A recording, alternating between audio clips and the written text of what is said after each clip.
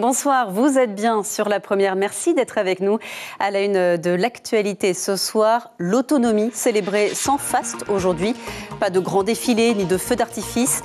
À Papeete, quelques 300 personnes ont assisté à l'inauguration de la pirogue double place Tumarama en présence du président du pays, Édouard Fritch, qui s'est ensuite envolé pour Bora Bora pour marquer l'événement avec le haut-commissaire. L'autonomie version Nicole Sanquer à l'Assemblée Ahire Polinetia a désormais son groupe.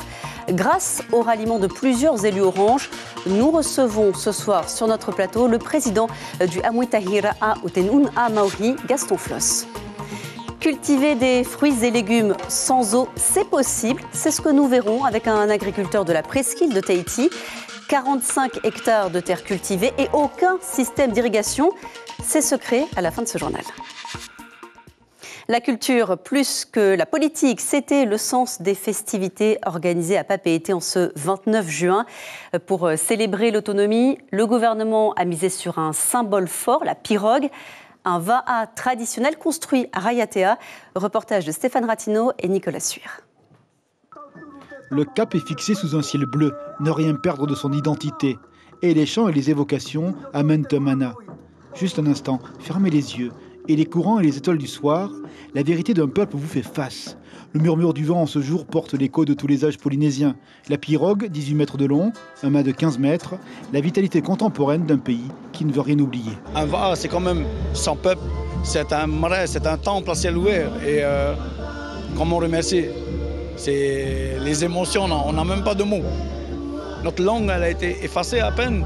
Aujourd'hui, on revient, on ressurgit encore. Et grâce aux forces vives de ce phénomène, on est béni, on va dire.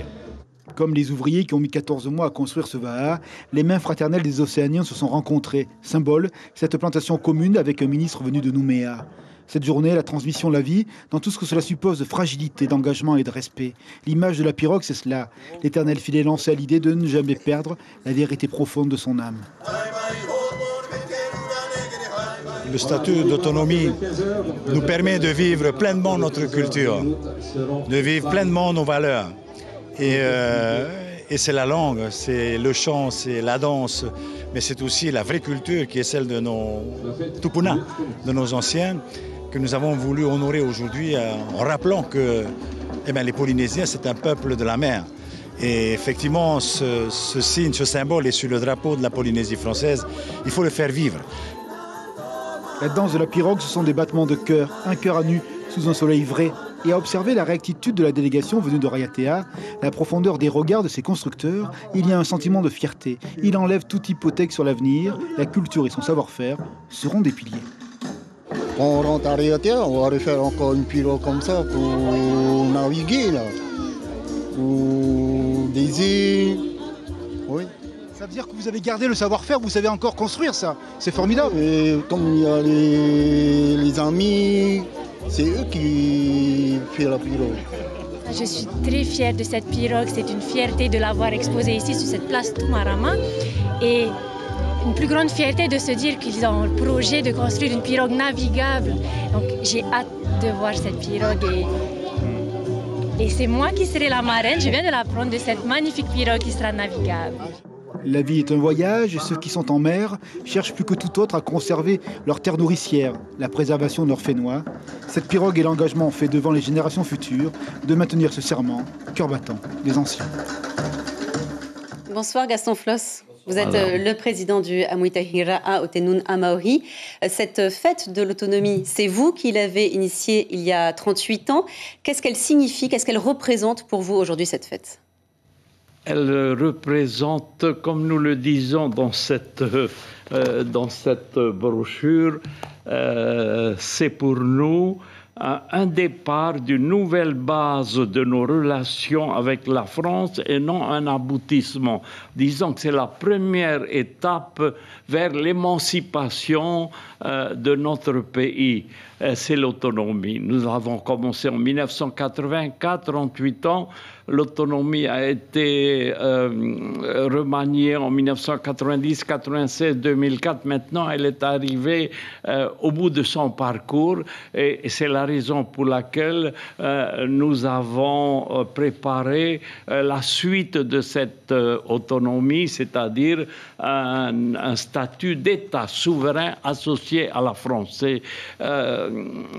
C'est la différence avec le Taveni Huiratira qui réclame l'indépendance, mais en coupant tous les liens avec la France. Nous disons, nous pouvons être souverains chez nous et garder des liens avec la France. En tous les cas, le temps de vraiment d'être bien rodé dans cette souveraineté. On rentrera dans le détail tout à l'heure. Pour l'instant, on va continuer à parler de cette fête de l'autonomie qui a été marquée sans faste aujourd'hui, mais tout de même, le président du pays ainsi que plusieurs ministres et le haut-commissaire ont fait le déplacement jusqu'à Bora Bora pour célébrer ce statut avec le maire Gaston Tong-Sang, son équipe et bien sûr la population.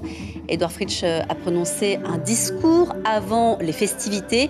L'école de danse Rave Verity s'est produite. Il y a eu aussi une course de porteurs de fruits. Aujourd'hui, il y a eu la course des porteurs de fruits. Ça s'est très bien passé. Il y a eu le défilé, il y a eu les mamans de l'artisanat. Troisième, et l'association. Je dois également 3 000 francs par le comité.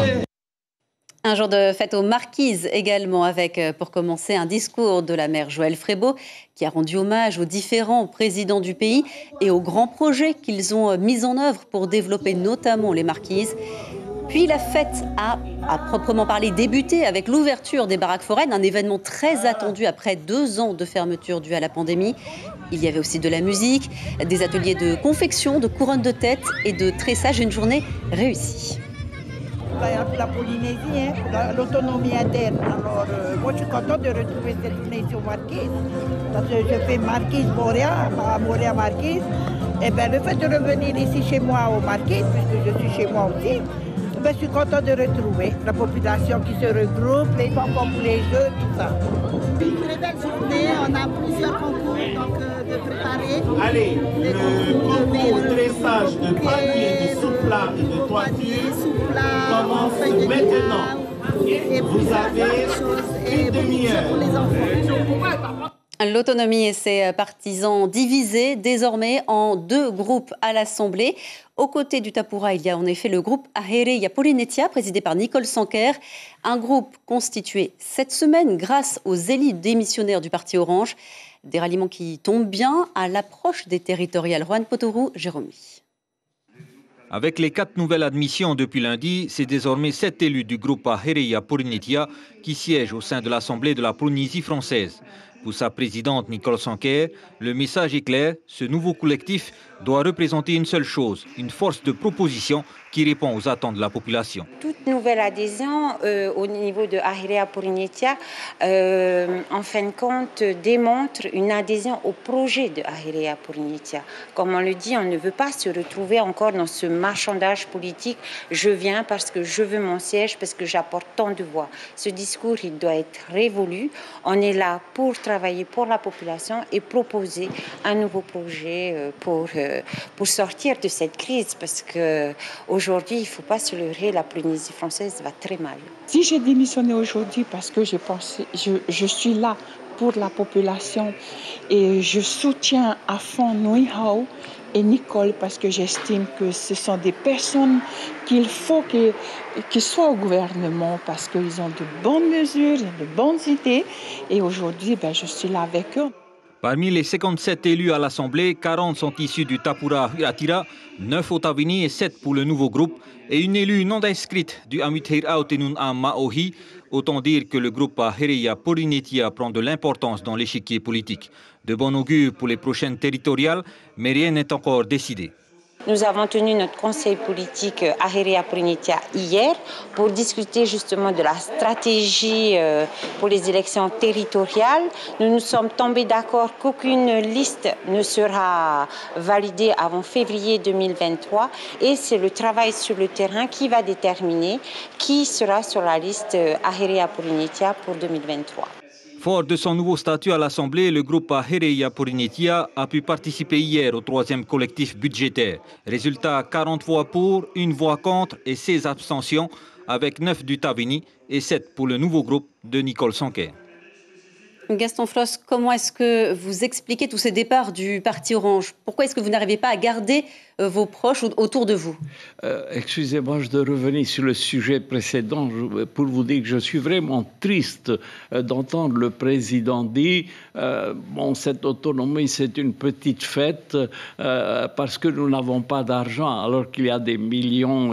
C'est vraiment décevant de l'entendre. Alors, sur le départ des cadres du Parti Orange, qui rejoignent notamment donc, le groupe Ahireya Polinitia. Nous avons vraiment un problème avec ce groupe à l'Assemblée, du fait que sa présidente, Teura Iriti, on a fait son affaire. Le Tahoera n'avait rien à dire sur le fonctionnement de ce groupe à l'Assemblée. D'ailleurs, avez-vous entendu que le Tahoera à l'Assemblée avait déposé une proposition de loi, des amendements? Non, pas du tout, au contraire. Nous avons vu le groupe Tahoera Huiratira voter l'impôt, la TVA sociale, voter la vaccination obligatoire. Enfin, ils étaient déjà partis. Rien à voir avec votre ligne alors.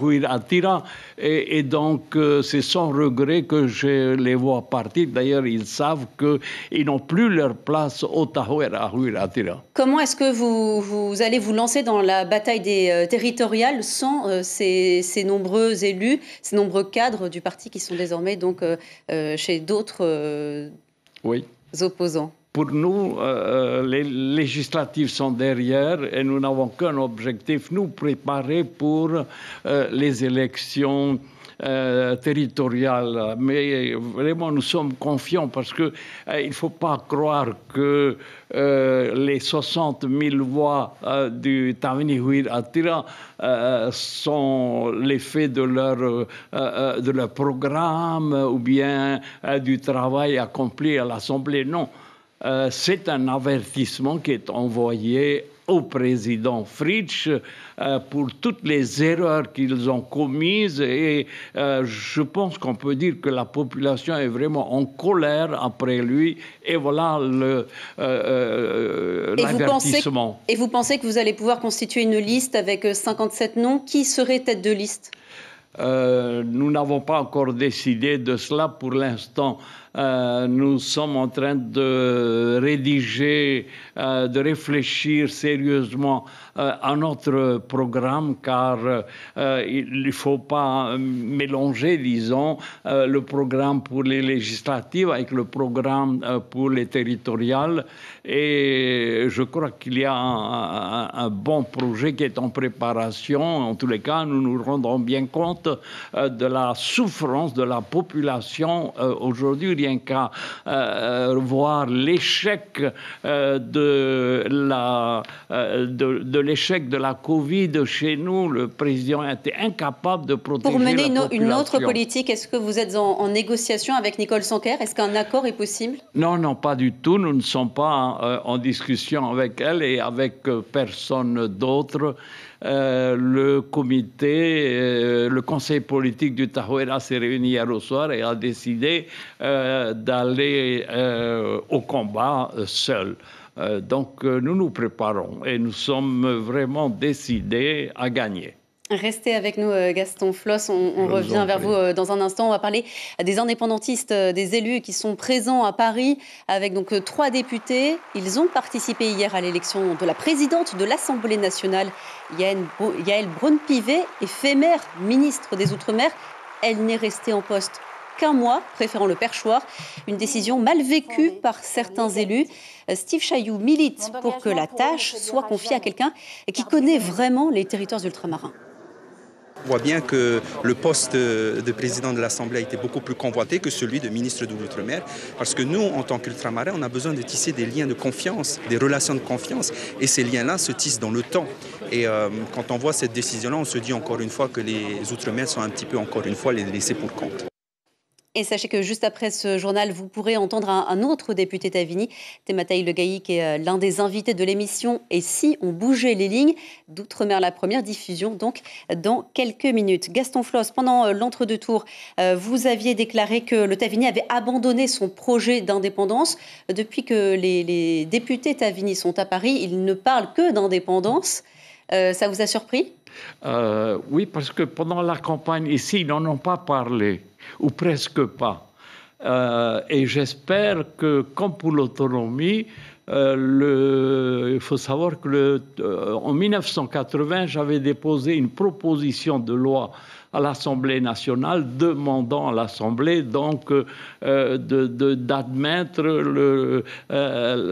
l'autonomie pour la Polynésie française. Le président de la République, François Mitterrand, l'avait accepté, mais le travail commence à l'Assemblée nationale puisque nous sommes dans la Constitution. Il faudra modifier la Constitution et l'Assemblée nationale a son mot à dire. J'ai hâte de voir cette proposition de loi déposée par nos 3 députés indépendantistes, demandant donc l'indépendance à la France telle que voulue par Oscar Temaru, c'est-à-dire sans aucun lien avec la France. C'est le détachement total et complet. Vous l'avez dit tout à l'heure, vous êtes en faveur d'un État souverain en association avec la France. C'est une ligne que vous soutenez déjà depuis quelques années, qui ne vous a pas réussi lors des dernières élections. Vous maintenez cette ligne pour les territoriales ? Non, parce que à l'époque, nous n'étions pas prêts. Aujourd'hui, 38 ans après l'autonomie, et après l'avoir amélioré jusqu'en 2004, nous sommes prêts. La Polynésie, les Polynésiens sont prêts pour ce statut d'État souverain associé à la France. Merci beaucoup Gaston Floss d'avoir accepté notre invitation d'être venu sur notre plateau ce soir. En ce 29 juin, depuis 1985, à votre initiative, donc, le pays célèbre l'autonomie.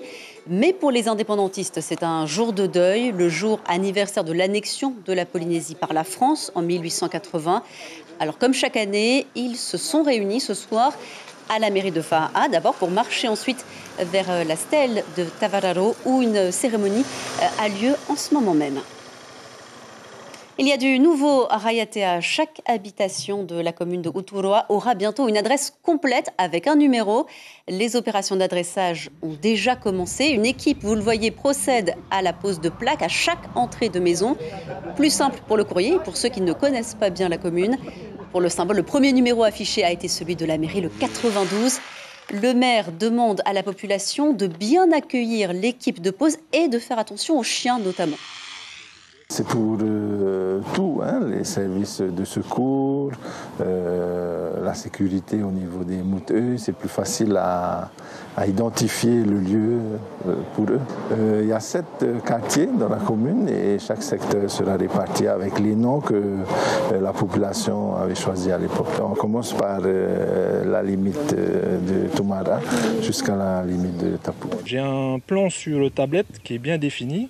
Il y a les servitudes principaux qui sont bien dessinés et ensuite les chemins. Tout l'ensemble des logements, bâtiments administratifs sont numérotés. Il y en a 1500 logements en théorie, parce qu'au fur et à mesure de l'avancement, il y a peut-être des maisons qui se sont fait construire depuis l'enquête initiale. C'est comme ça que les gens vont se repérer. Le nom d'abord de la servitude, puis le numéro. Puis le numéro. Les pairs, les impairs, comment ça se passe? Alors, impair à gauche et pair à droite. Et comme promis, on part maintenant à la rencontre d'un agriculteur qui cultive sans arrosage. Nelson Van Kam produit des tomates, des concombres, du maïs ou encore du chou, le tout sans irrigation. James O et Patita Saveas sont allés voir comment c'est possible. Il avait exprimé sa colère en septembre dernier. 9 mois plus tard, 3 individus ont été interpellés. Pour autant, les vols de légumes n'ont pas totalement cessé dans l'exploitation de Nelson Van Kam. Situé sur les hauteurs de Haiti, l'homme est parti de rien. Il a commencé en tant qu'employé il y a 25 ans. Aujourd'hui, Nelson dirige l'une des grandes exploitations de Tahiti avec 45 hectares de terres cultivées. Moi, personnellement, on peut bien vivre de l'agriculture, mais il faut avoir de bonnes bases. De bonnes bases, mais également une solide expérience. Nelson a su s'adapter à l'évolution des techniques de culture. Ici, il n'existe aucun système d'irrigation. C'est grâce au paillage qu'on peut faire une culture sans eau. Ce paillage permet lorsqu'il fait très chaud, il permet de garder l'humidité en dessous. Et lorsqu'il pleut beaucoup, ça permet aussi de ne pas trop absorber d'eau. L'eau s'écoule sur le plastique et il va dans les caniveaux. Seule la pluie est suffisante? Oui, avec la pluie, avec la rosée du matin et du soir, ça suffit pour alimenter les plantes, comme vous voyez. Avec un climat qui se rafraîchit dès le mois de juin, les produits maraîchers se font rares, leur prix augmente en conséquence. Il faut donc veiller à préserver les semis. Aujourd'hui, on utilise le système d'ombrière, c'est pour protéger les plantes de semis quand on repique. Comme ici, on n'utilise pas d'eau, on est obligé d'amener l'ombre pour les semis pour que ça ne brûle pas au soleil. Partager ses connaissances, c'est aussi un des objectifs de Nelson. Aujourd'hui, il dispense une formation aux agriculteurs venus des archipels. On est venu ici, en fait, c'était pour découvrir la culture sans eau. Mais au fil des jours qui a passé, je dirais plus que c'est culture sans arrosage. Voilà, parce qu'ici à Travo, il pleut beaucoup et ce n'est pas le même climat qu'il y a à Huahine. Autre fierté de Nelson, la réduction de l'utilisation des pesticides d'environ 75%, une agriculture raisonnée qu'il souhaite promouvoir auprès de la population.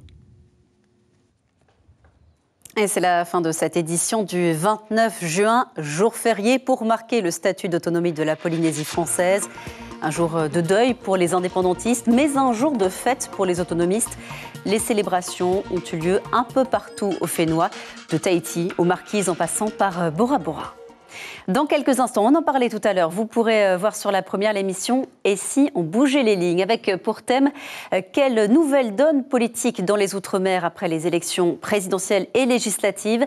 Parmi les invités, Thémataï Le Gaïc. Au programme aussi ce soir sur notre antenne, le magazine « Si on lisait à voix haute ». Merci de votre fidélité à la première. On se retrouve demain soir pour un nouveau journal.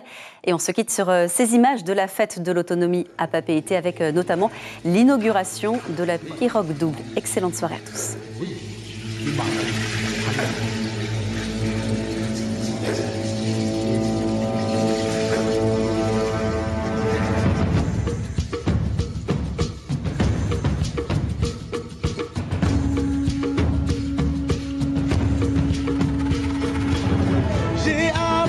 C'est le ciel, la mer, le soleil. J'aime glisser sur l'océan, la douceur du vent. Quand une étoile me sourit, je sais où je suis. Je sais qui je suis, qui je suis. Oh ouais. Retrouvez ce programme en replay sur notre site internet.